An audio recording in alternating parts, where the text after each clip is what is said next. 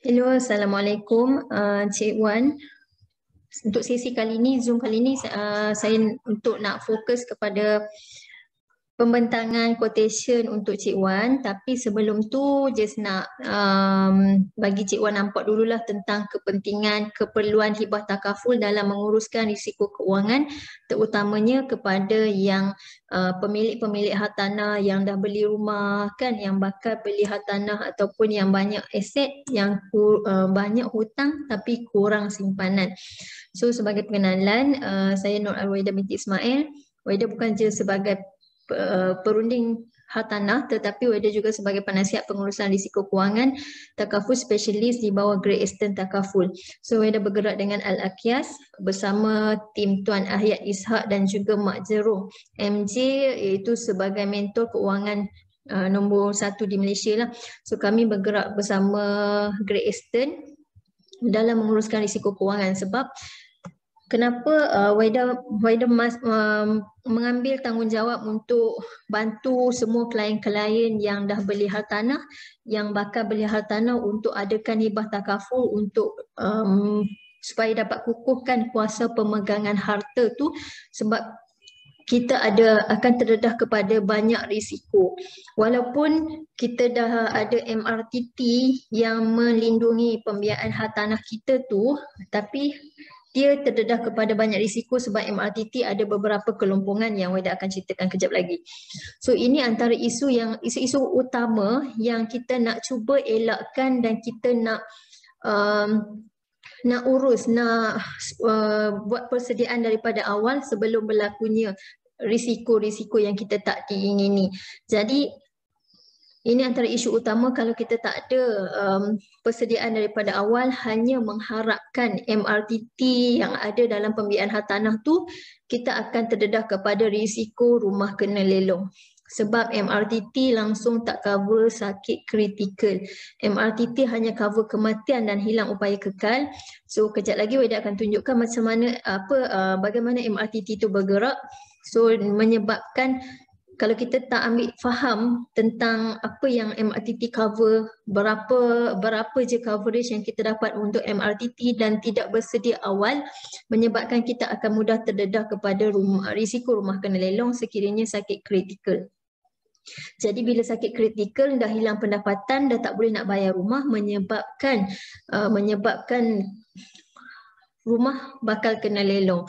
So risiko yang kedua dalam MRTT adalah aset dibekukan. Kita nak elakkan daripada risiko dibekukan sebab bila kita meninggal, MRTT akan cover.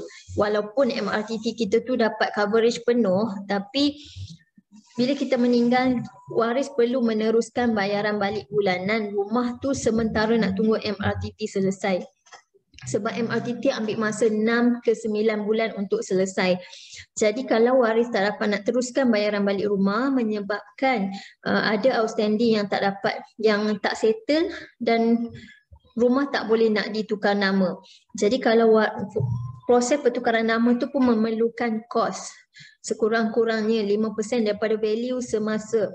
Jadi kalau waris tak cukup modal untuk melupuskan semua hutang outstanding yang ada tu ataupun kos-kos untuk pertukaran nama, itu yang menyebabkan salah satu sebab kenapa harta umat Islam 40 ke sekarang ni sampai 70 bilion harta umat Islam dibekukan adalah kerana waris tak ada modal untuk menguruskan harta pusaka. So kita nak elakkan daripada dua risiko utama ni. So ini MRTT. Boleh terangkan sikit tentang MRTT. MRTT ni adalah Mortgage Reducing Term Takaful. Dia reducing term, maksudnya dia akan berkurang. Kalau nampak dekat carta ni, ini jumlah pembiayaan, ini tempoh pembiayaan 35 tahun. So kita punya pembiayaan 500,000 dengan tempoh 35 tahun. So MRTT, kalau MRTT kita dapat full coverage pun, so dia akan turut berkurang. Bila kita dah bayar, jumlah loan tu akan berkurang, tempoh loan pun akan berkurang, maka jumlah perlindungan MRTT pun akan turut berkurang mengikut baki dan tempoh loan. Itu yang maksudnya mortgage reducing term, dia berkurang. So memang MRTT ni murah dan dia bayar sekaligus ke dalam, kita masukkan sekaligus dalam loan. Jadi bila kita masukkan sekaligus dalam loan, dia automatik akan ada interest yang kita sebenarnya bayar lebih daripada tu. Dan MRTT dia hanya cover perlindungan pembiayaan hartanah itu sahaja. Jadi kalau kita dah jual hartanah ni, kita beli hartanah yang baru. So MRTT ni akan burn dan kita akan beli MRTT yang baru dengan hartanah yang baru tu. Itulah sedikit kelemahan MRTT. So dia hanya cover kematian dan hilang upaya kekal sahaja. Jadi kalau kita sakit kritikal, macam mana nak teruskan bayaran balik rumah sedangkan pendapatan dan pekerjaan dah tak ada. Jadi kalau kita tak boleh nak teruskan bayaran balik rumah, menyebabkan risiko harta rumah tu kena lelong. Dan penerima pampasan tu adalah bank sendiri. Tapi kita boleh bersedia dan menampung segala kelumpuhan yang ada dalam MRTT ni menggunakan life takaful.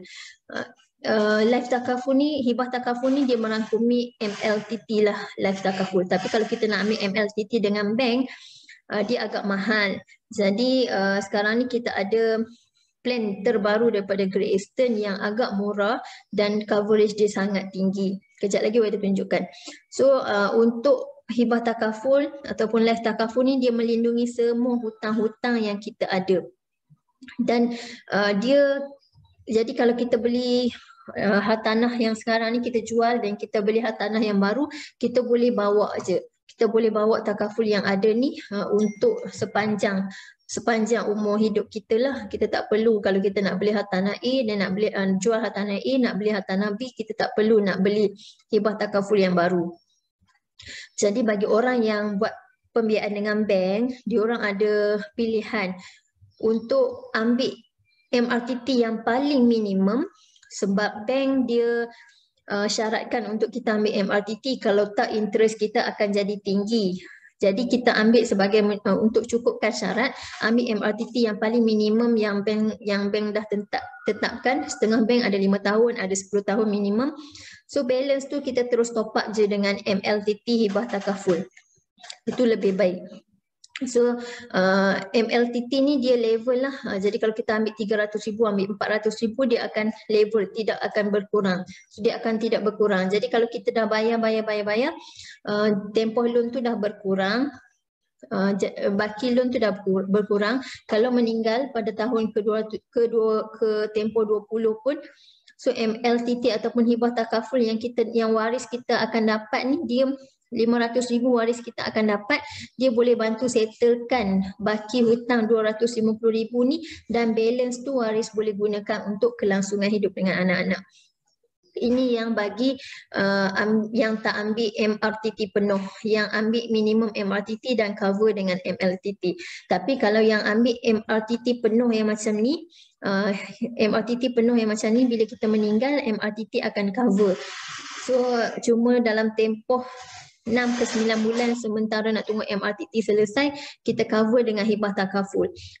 Waris akan dapat pampasan daripada hibah takaful untuk meneruskan bayaran balik bulanan rumah tu supaya tak ada outstanding, tak ada berlakunya risiko rumah nak kena beku.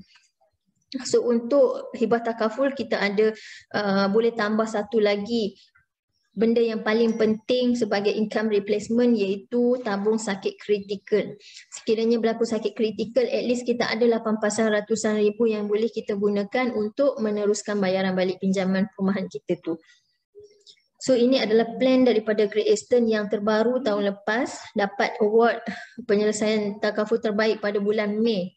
Sebab dia punya caruman dia kekal sepanjang tempoh sampai umur 60 tahun. Tapi dia punya jumlah hibah dia meningkat percuma 10% setiap 5 tahun. Jadi kalau ambil 250,000, yang paling minimum 250,000, dia akan meningkat 25,000. So dia akan meningkatlah 25,000. 25,000 tahun pertama, tahun 5 tahun pertama, 10 tahun, pada tahun ke-10 dia akan meningkat lagi 25,000, tahun ke-15 meningkat lagi 25,000. Jadi kalau contoh meninggal pada tahun ke-20, walaupun asalnya kita hanya ambil hibah takaful 250,000, tapi waris akan dapat 350,000 sekiranya meninggal pada tahun ke-20. Okay, jadi penggantian hibah takaful ni sangat penting untuk menjadikan penggantian pendapatan lah. Sangat rugi sekiranya kita tak ada simpanan sikit untuk hibah takaful, sebab kalau kita hanya menyimpan sendiri tanpa ada hibah takaful, contohlah simpanan RM320 sebulan pun 10 tahun baru dapat 38,400. Kalau meninggal pada tahun ke-10 hanya 38,400 ni sahaja yang kita tinggalkan kepada waris, dan dia masih orang kata apa, ada juga terdedah kepada risiko dibekukan sebab apa-apa harta yang kita tinggal tu dia nak kena faraid dan sebagainya.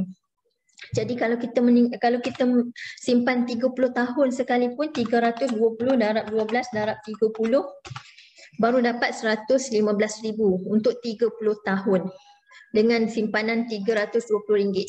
Tapi kalau kita mencarum dalam hibah takaful, kita mencarum dengan amount yang sama dalam hibah takaful dengan jumlah RM320 ni, kita dah boleh dapat coverage lebih 1/2 juta.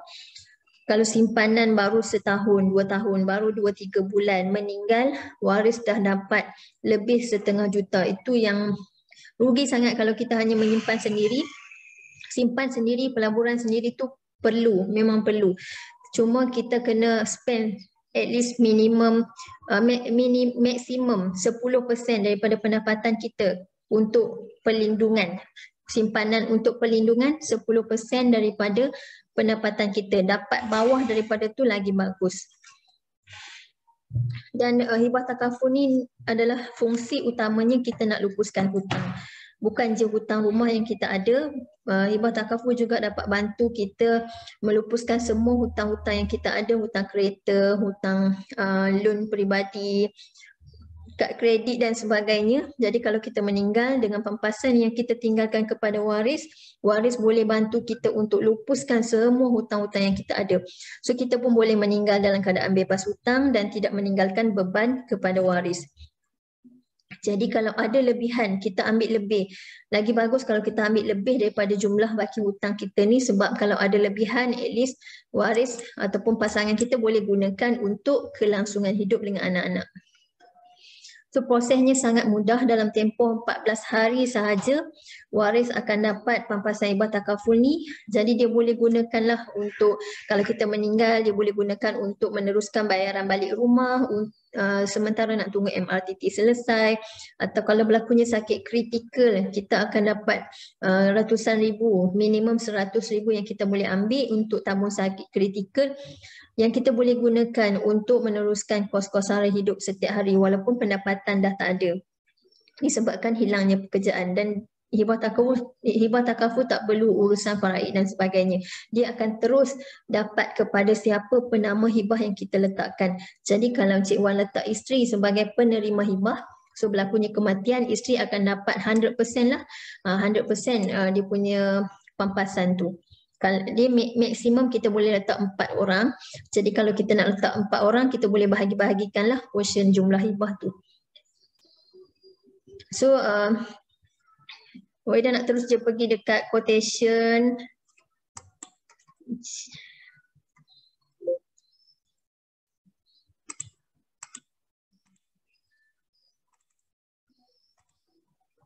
Wahida nak terus pergi dekat quotation Cik Wan.